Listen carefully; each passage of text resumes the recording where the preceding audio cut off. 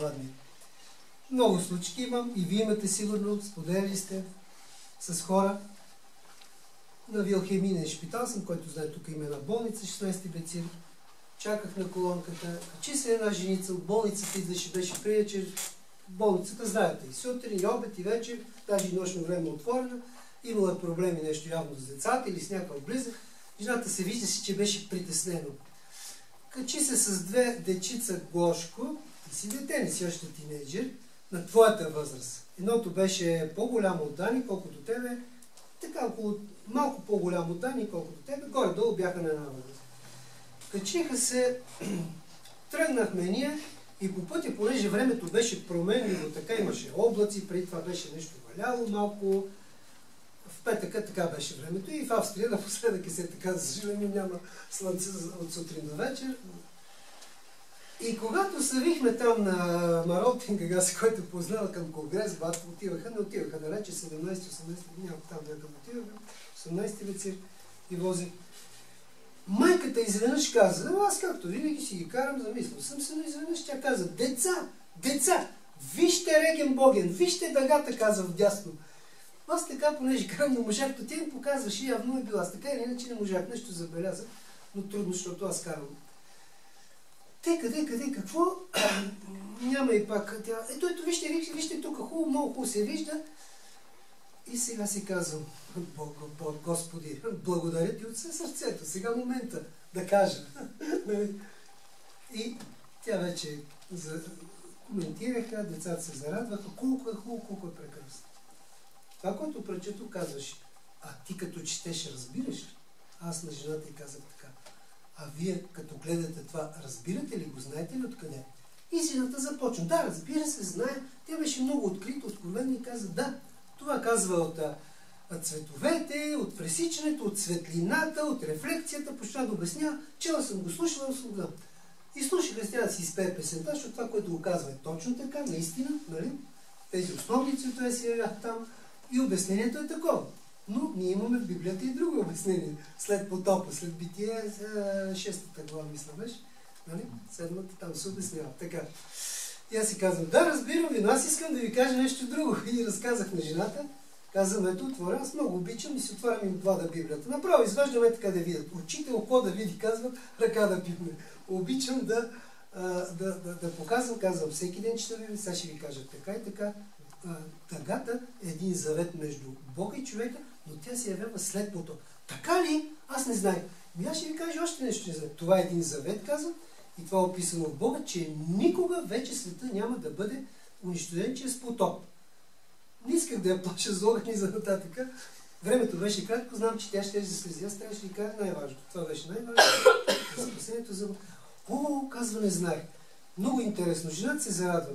Ами казвам, като не знаете, в дясно има една хубава книга, вляво и в дясно са морки и челклад с писания, с книги и е тази хубава книга von Schatten zum Licht. Напоследък раздавам доста. Това значи там е Великата борба, нов преработен превод, нали, по-модерен, Великата борба от Адам и Ева. Си казвам, каква е тази книга? Тя много хубава. Казва, лъскава, релефна малко. И тя казва, хубава, но и вътрешно хубава. Знаете ли какво е това? Това казва него съкровище. Какво съкровище? Това е, казвам, обяснение от Адам и Ева до последното време, както ви казах и за потоп. Така ли? И вече стигнахме, слиза жената. Не сме свършили обаче. Плати си жената.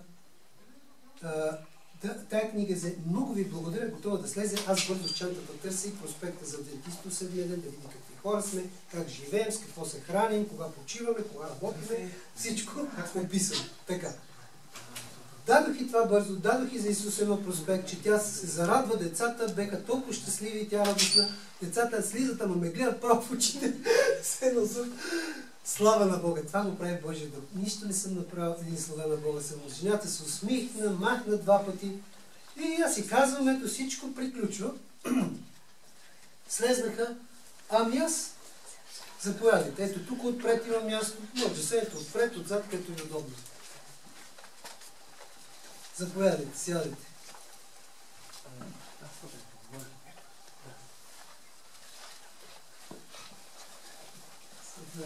Да се познаваме, те са идвали друг път, добре дошли. Като дадох тези книги и вече се разделяме с жената, бяха толкова щастливи и радостни.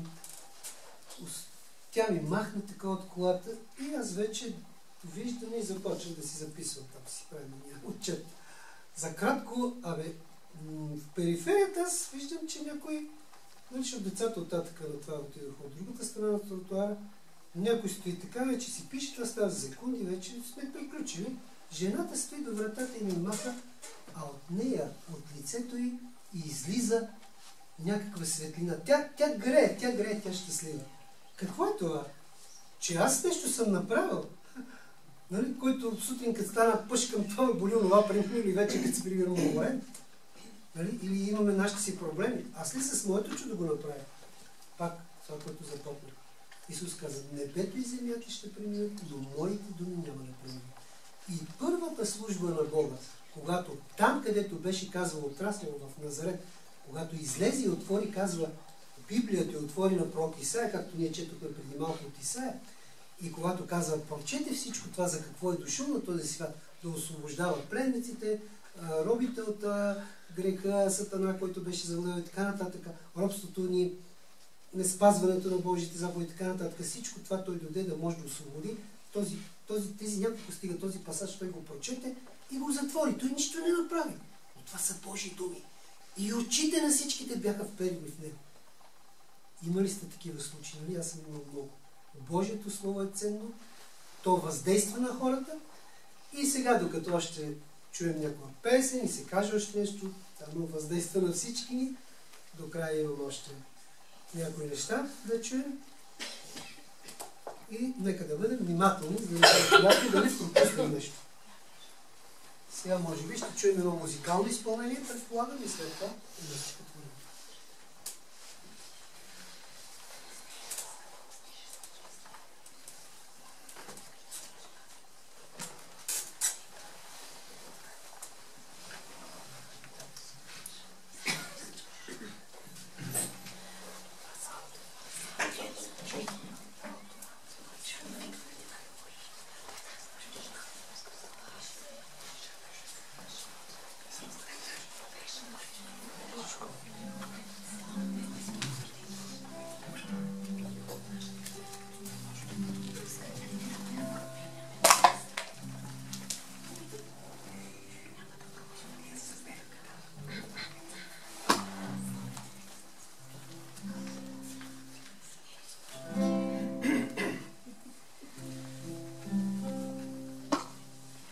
Плачат бурите сега света, скърби и сломява твоята душа.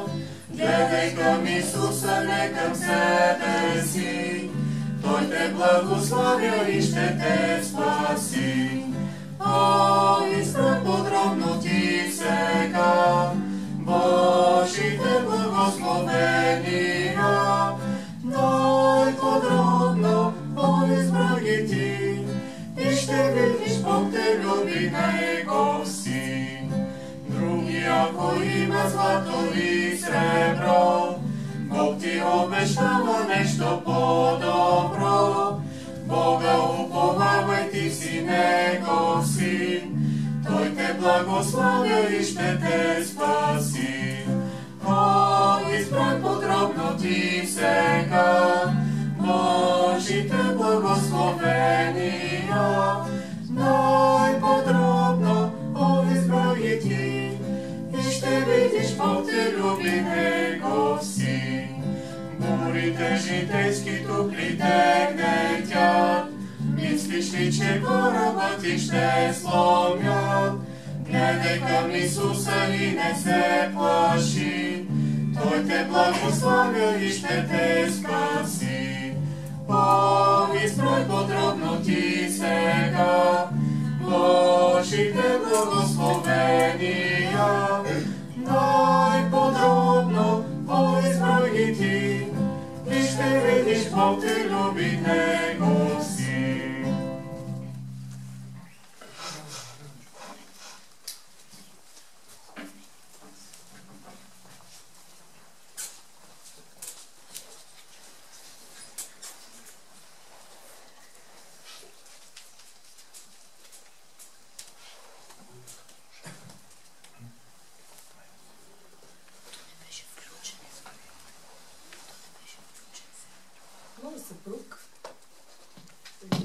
историята и разказа от Библията, аз искам да споделя с вас защо съм тук. Защо стигнах аз и той, аз ще говоря за себе си. Защо преди 35 години реших да се кръстя? Празнувам с моя съпруг 35 години от кръщение. Малко се извинявам. Не бях планувала гласа ми да е толкова дрезгав, но се случи.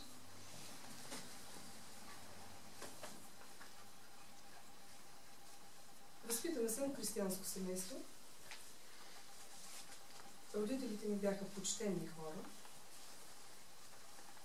Знаете, в традициите, които са възприели нашите родители, така ни и учиха, възпитават. Аз бех чувствително дете и нещата ги приемах много при сърце. За първ път се сблъсках с смъртта, когато бях на 10 години. Моята баба почина на 53 години. Беше много добър човек и аз бях 10 годишно дете. И тогава възникна в мен въпроса, защо трябва да умирам? Не може ли да се направи нещо, за да не умирам? И как да се предпазим от смъртта? Това бяха едни невинни детски въпроси, на които никой не може да ти отговори. Всичко мина и замина. След 3 години едно детенце на 5 годинки му удари ток и то умря. Отново връхлетяха тези мисли върху мен. Защо? Защо? Никой не може да ми отговори. Така е, живота е такъв. Станах на 20 години, почина другата ми баба. Тя беше любимата ми баба. Прекрасна християнка. Ако мога да я сравнявам с това, което изучаваме сега, покрива абсолютно всички точки. Невероятен човек. Болката беше много по-силна, защото бях вече на 20 години. И тогава се опитвах, преди тя да почине, имахме един разговор с нея. И аз си казах, ти, мамо, няма да умреш, нали? Тя се усмихна и каза, било дете, който не се е родил, той няма да умре. Но аз искам да живееш, аз много те обичам. За съжаление, смъртта разделя хората. За мен това беше неразбираемо. И изпитвах някакси вражда и враждебност към тази смърт, която отнема човешки живот. Бях непримирима. Не можех да се примиря с този начин на, как да кажа, на ограбване на човешкия живот. Както и да е, вярвах, че има нещо. Аз не можех да повярвам, че тук така се е създал този свят. От нищо нещо не го вярвах. Дори когато в училище ни обясняваха за еволюирането на маймуната, винаги съм се усмихвала и съм гледала така малко комично и не съм го приемала в себе си. Обичах много да гледам небето. И чувала съм, нали, за Библия, за Бог, за такива неща, нямах никаква представа. Сега има нещо, не може да няма, но Бог да има. Кой е Той? Какъв е Той?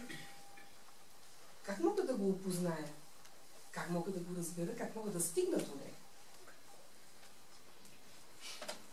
Библията беше по това време табу.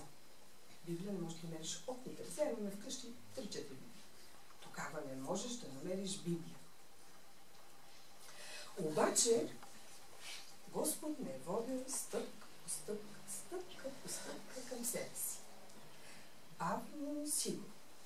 Както дърветата на пролет съхнат и бавно образуват плодчето, и като отстопли слънчицето този плод, то озрява и става годно за храна, така дойде времето, когато Бог направи да се срея за срещата с него.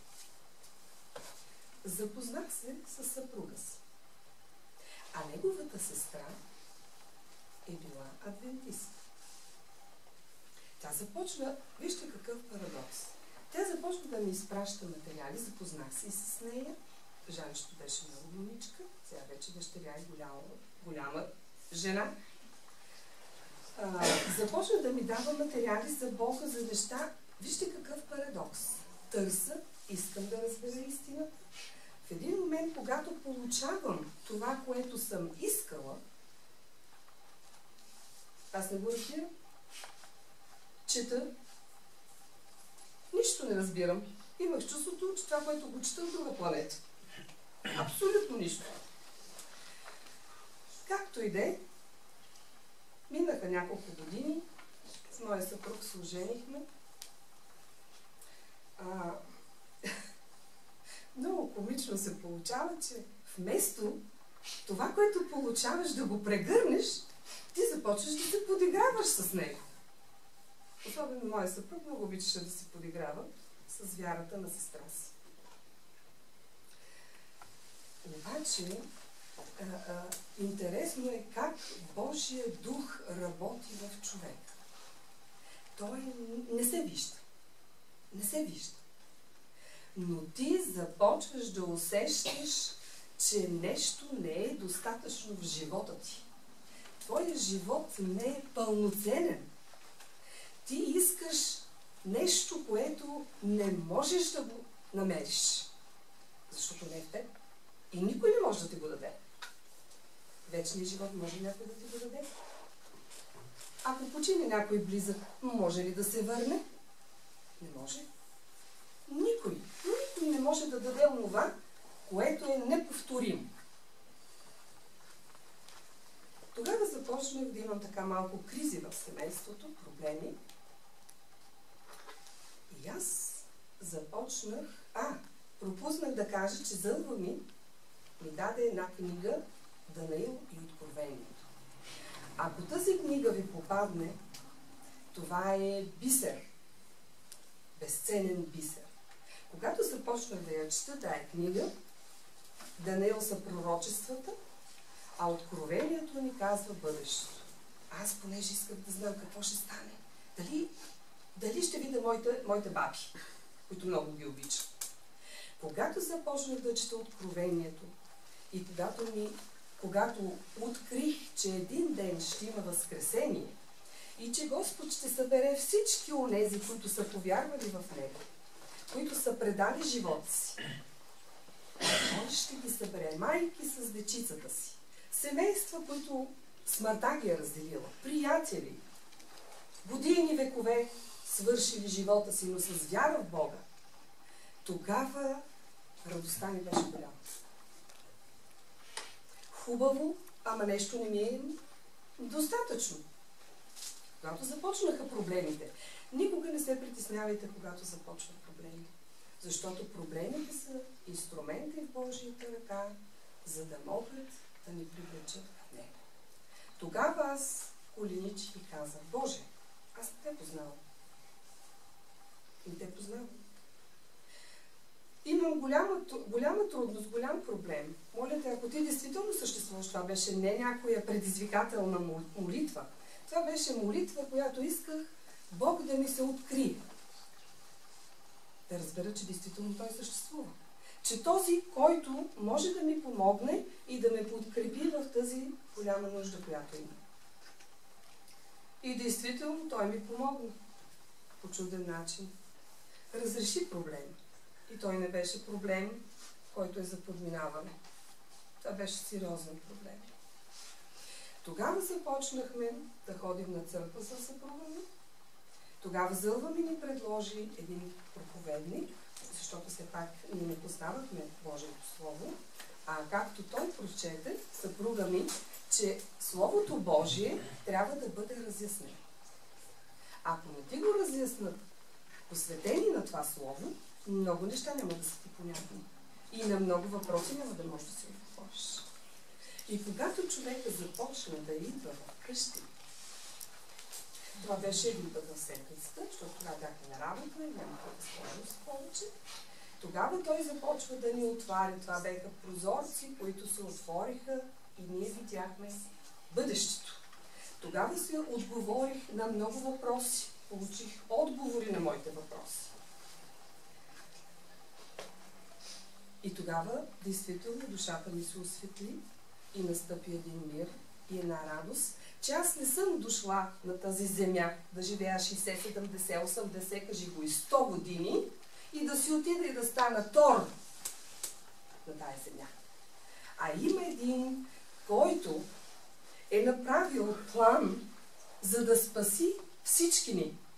Господ е като един баща, който ни обича и иска всички да бъдат спасени. Независимо черни, жълти, каквито и ще да са по народност. Бог обича всички. Иска всички да спаси. Но условието е едно единствено условие. Дали аз ще съм съгласна?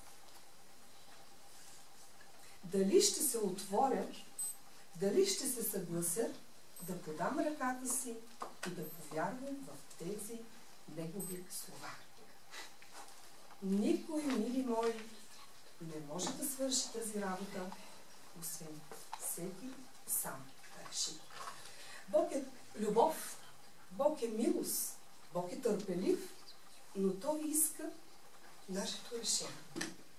Ако Бог ни беше направил роботи, тогава нямаше проблем. Натиска копчето ни, но Господ ни създаде право на свобода. Да изберем доброто или злото.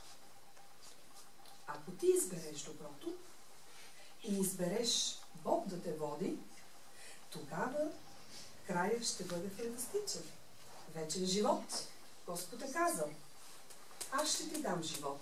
Аз давам живот. Как се образува ембриончето? Как става живо същество? Как му се образуват костичките? Господ казва: всичко знае аз. Още когато си бил необразуван, аз знам, че ще дойдеш на този свят. Господ знае всичко.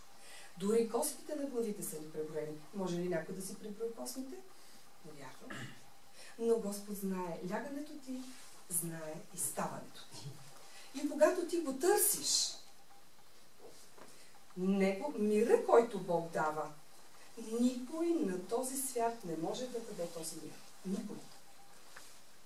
Защото Той го дава, защото е любов. И Той иска тази любов да бъде и в нас.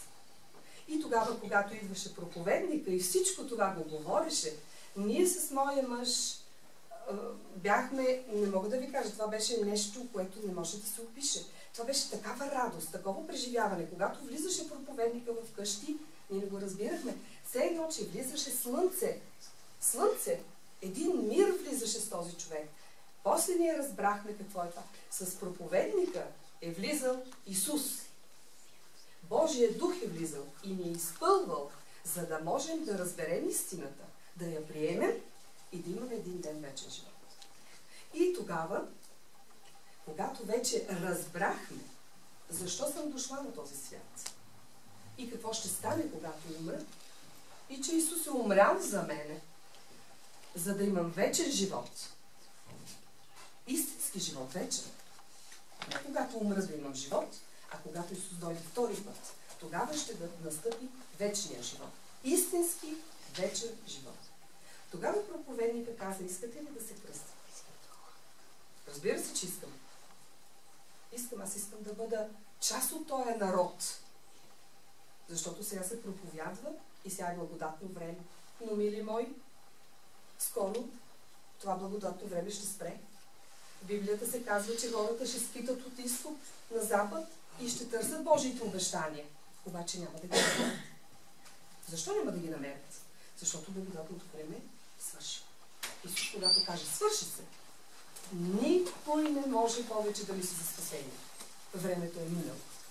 Сега е благодатно време, сега е ден на спасение. И когато Господ ни покани да се кръстим, тогава ние се съгласихме. И не съжалявам. Защото, когато се връщат 35 години назад, ние влязахме в едно общество. Ние бехме бебчета, новородени малки бебчета. Мъничко бебче. В Христа бехме бебчета. Ние не знаехме много неща и трябваше да се храним с духовното мляко. От АБ, както се казва, от АБ. Точно така. Подеха ни нашите брати и сестри. И бавно и славно ние започнахме един хубав верски живот. Живот. Естествено, че не сме ангели, не сме съвършени, но църквата, Божията църква, не забравяйте никога, е болница. Там няма съвършени, ангели няма. Това е болница, в която се оформят характери за небето. И ние сме тук, за да можем да показваме любовта си един към друг, загрижеността си един към друг, да се подкрепяме, когато има някой нужда. И така да вървим по тази пътека, която е доста трънлива. Но тя е нагоре към небето. Не да гледаме надолу към земята, защото надолу към земята е тъмнина. Нашия взор и нашия поглед трябва да бъде към Исуса, към светлината, защото Той е светлина. Той осветлява нашата душа, Той осветлява нашия път, но условието е, когато го поканим.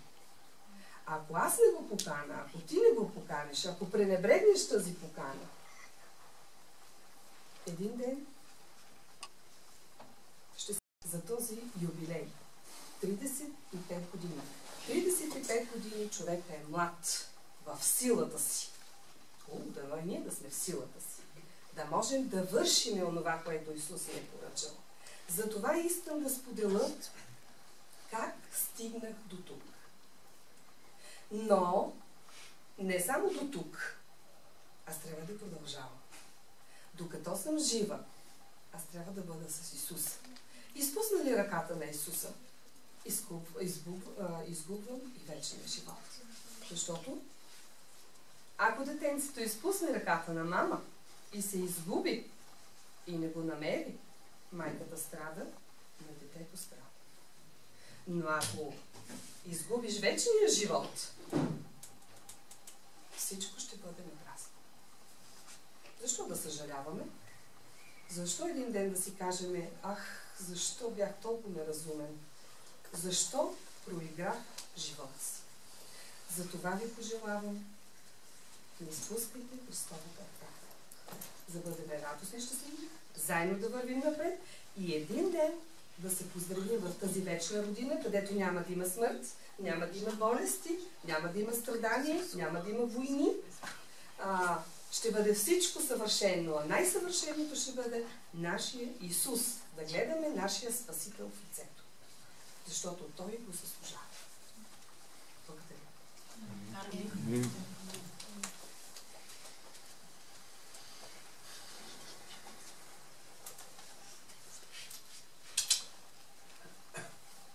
Намерих аз Спасителя Христа. Намерих аз Спасителя Христа. Намерих бисера на тази земя. Сърцето ми изпълни той с мир. Аз славя го с целия всемир. Как дълго търси го в живота мой. Как страдах аз без радост и покой. Като слепец не виждах път напред. Страхувах се от врагове безчет. Но срещнах аз любимия си спас. Сърцето си прие го в същия час. И заживях живота обилен, нов, от неговия сигурен покров. С него в пътя стръмен аз вървя. Не се боя от никаква беда. Не ме ранява злото в света, щом носи аз сърцето си Христа. О, знай аз, че Той за мен умря, за мен кръвта на кръста си проля. За мене Той дойде от небеса, изкупи ме от грях и от смъртта. И страдам ли в плът или душа, сам ли съм в беди и тегота, пред кръста му заставам аз тогас и моля се и плача там с глас. И съкрушен, разкаян за греха, усещам се огрян от любовта и се разпят с моя спас в смъртта. С него аз възкръсвам в радостта.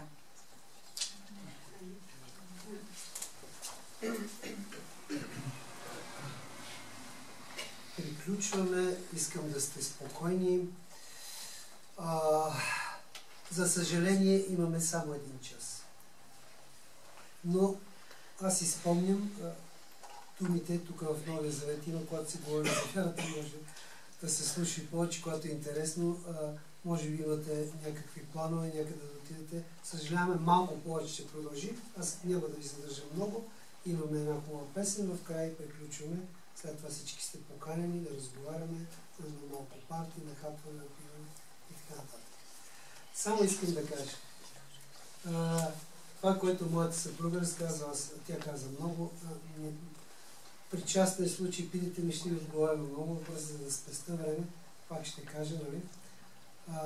Не съм вярвал нито в Бог, нито в дяволите. Подиграла съм се дори на Библията, за мен бяха тези неща непонятни. Но когато един ден бях отпуска, сестра ми, когато даде една малка книжка за тя каза Данаил, но аз не си спомням, тя беше за края на света, нещо от това, паралелите с историята, с образа на Навуходоносор, където е записано Данаил втората глава, образа на Навуходоносор е много хубав, който изобразява 4-те световни царства, 4-те империи. Вавилонската, Мидоперсия, Гръцката и Римската. Това са 4-те империи, които са били изобразени в един образ, който е от злато, сребро, мед, желязо и пръстите долу смесени желязо и кал. 10-те народи, които основават Европа. Камъкът, който пада без ръце, казва, и пада в краката долу в историята на тези европейски народи. И разрушава този образ, всички тези империи, целият образ, който се разбива и разтрощва и се изпълва една голяма планина, казва идва Божието царство. Това всичко ми направи впечатление и ме грабна. Бог действа по различни начини чрез всеки го, но на мен това ми стана много интересно, аз бях впечатлен, защото когато четох там детайлите на тези империи, на тези царства, когато съм ги учил като по-млад в училище, по-малък, съвпадат с всичко това. И когато прочетох за новата земя, Откровение, сега ще прочетем никой стихове, за да си отидем оптимистично, да съвърши часа. Нали, той не е песимистичен час, може би за някой дано да не е тягостно разказ за опитността, може би се повтаряме. Но да завършим разказа за новата земя, за това, което Бог дава, това те впечатлява и те грабва и си каза. Ако всичко това, което е описано в Данаил втората глава, всичко това, което е загатнато и в Стария Завет и се е случило, значи тази книга не лъже. Ами този град, който е описан с златните улици. Толкова златото не е лошо, ама вечният живот, интересни неща. Това ме впечатли. И това грабна моето внимание с 2 думи. Започнах, интересувах се, започнах и часовете, преказа, всичко това ни впечатли. Полека навлязахме в нещата с много опитности. Подробностите ще ги запазим и за друг път. Имахме едно хубаво интервю тук преди около няколко месеца, разказахме доста опитности, повечето от вас са били тук. И така, вярата е нещо велико. Човек, който се подиграва, който не вярва, Бог може да му направи вярваш, може да му даде сила, може да му помогне, може да му насърчи, може да му даде това, от което му липсва. И да стане от нормален, обикновен човек, един вярващ човек, един човек изпълнен с вяра и с желание да служи на Бога. Отново да работи същата професия, чудо да не става, но да става чудо в неговите взаимоотношения. Този мир, който Бог дава, никой друг не може да го даде и това може да го преживее. Подробности много може да разказваме на самото кръщение, когато бяхме 24 души. Преди 35 години беше един летен, много топъл горещ ден. Беше невероятни изживявания. Една хубава вечер след кръщението. Всеки разказваше как е преживял, събрахме се, пеехме песни, разговаряхме. И всичко това беше толкова хубаво. Че, мили приятели, ако някой ми беше представил една стая, малка, голяма, както искате, пълна с злато, или с някой ми беше казал и колко си коли, не би ги предпочел пред това, което Бог ми дава и ми обещава, пред материалното, което светът обещава на този свят. И аз затова искам да ви прочита и да се разделиме. Не искам да говоря много за себе си и за това как съм приел. Всеки дано живее всичко това. Това е нещо неповторимо. Човек трябва да го изживее. Едни стихове, с които ще приключим и да се насърчим и да ви попитам след като прочита стиховете нещо. И сега. Откровение, 21 глава. Библията завърши с Откровение 22 глава. Откровение 21 глава, от първия стих до 6 ще видим. И видях ново небе и нова земя, защото първото небе и първата земя преминаха и море нямаше вече. Йоан го вижда, дава му се видение. Аз ви казах преди малко, Исус каза: небето и земята ще преминат, но моите думи няма да преминат. Ето, че са преминали. Той вижда бъдеще. Видях и святият град, новият Йерусалим, да слиза от небето от Бога, приготвен като невеста, украсена за мъжа си. Този хубав град. Той е вечен, той е златен. Тази хубава едемска градина беше изгубена от Адам и Ева. Това, което преживяваха, те не знаеха какво е смърт, не знаеха какво е болка. Не знаеха тези неща, които ние ги преживяваме. И ето отново Бог се смилява и подарява един хубав град, новият Йерусалим. Приготвен, както и невеста се приготви украсена за мъжа си. И чух силен глас от престола, който казваше: ето скинията на Бога с човеците. Той ще обитава с тях, те ще бъдат негови люди и сам Бог, техен Бог, ще бъде с тях. Може да имаме много познати. Може да имаме министри познати. Може да имаме президенти познати. Може да имаме много влиятелни хора познати. Но кой ще ви даде това, което сега ще прочита след малко? Стиховете, с които завършваме. Видях Бог и Той беше казва с тех. И т.е. те ще бъдат негови люди и сам Бог, техен Бог ще бъде с тях. А когато се казва, в стиховете има който казва: и ако Бог е от към нас, кой ще бъде против нас? Може. Той ще обърше всяка сълза от очите им. И смърт не ще има вече.